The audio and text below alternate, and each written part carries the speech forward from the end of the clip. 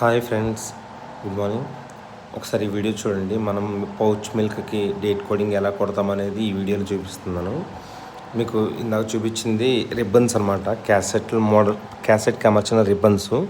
ఈ రిబ్బన్స్ ద్వారానే date coding పడుతుంది. అయితే మనం ఆ రిబ్బన్స్ కరెక్ట్గా ఉన్నాయో లేదో చూసుకొని ఆ ప్లేట్ని కరెక్ట్గా ఈ హోల్డర్కి సెట్ చేయాలి. ఆ బాక్స్ మొత్తంలో హెడర్ అవన్నీ ఉండడం వల్ల మనకి డేట్ కోడింగ్ పడుతుంది. ఆ డేట్ కోడింగ్ ఆ మొత్తం ఆ బాక్స్కి దాని నుంచి ఈ మానిటర్ను మనకి ఏంటంటే యూఎస్బి పోర్ట్ ద్వారా కనెక్ట్ చేసి ఉంచుతారు. మనం ఎప్పుడైతే పవర్ ఆన్ చేస్తామో ఈ పోర్ట్లో మనకి మొత్తం అంతా డిస్ప్లే అవుతుంది. ఇప్పుడు మనం డేట్ చేంజ్ చేసుకోవాలన్నా డేట్ మార్చాలన్నా కూడా మొత్తం అంతా దీంట్లోనే సెట్ చేయాలి.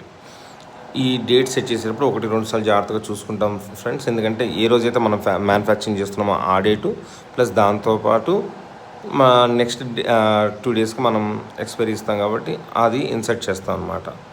మనం ఎంత చేసుకున్నా కూడా మొత్తం అంతా 2 విధాలుగాను జాగ్రత్తగా డేట్ని పర్ఫెక్ట్గా చూసిన తర్వాతే మనం ఫాలో అప్ చేయాలి.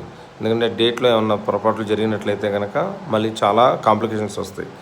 కస్టమర్కి కూడా ఇబ్బంది పడతారు, మార్కెట్ కూడా మొత్తం అంతా డ్యామేజ్ అవుతుంది. అందుకని డేట్స్ కూడా పర్ఫెక్ట్గా చూసుకొని చేసుకోవాలి. సో ఇక్కడ డేట్ మనం సెలెక్ట్ చేసిన తర్వాత అక్కడ యాక్సెప్ట్ నొక్కిన తర్వాత మొత్తం ఒకసారి డేట్ మళ్ళీ రీచెక్ చేస్తున్నాను. చెక్ చేసి మనం స్టార్ట్ చేస్తున్నాను డేట్ని. స్టార్ట్ చేసిన తర్వాత ఆటోమేటిక్గా అది డేట్ అక్కడ మనకి రెడీ అయిపోతుంది.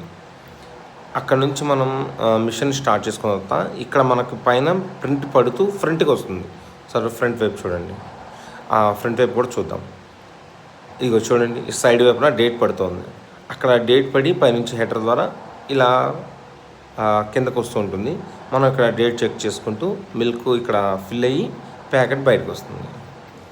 వీడియో నచ్చితే లైక్ చేయండి. Thank you.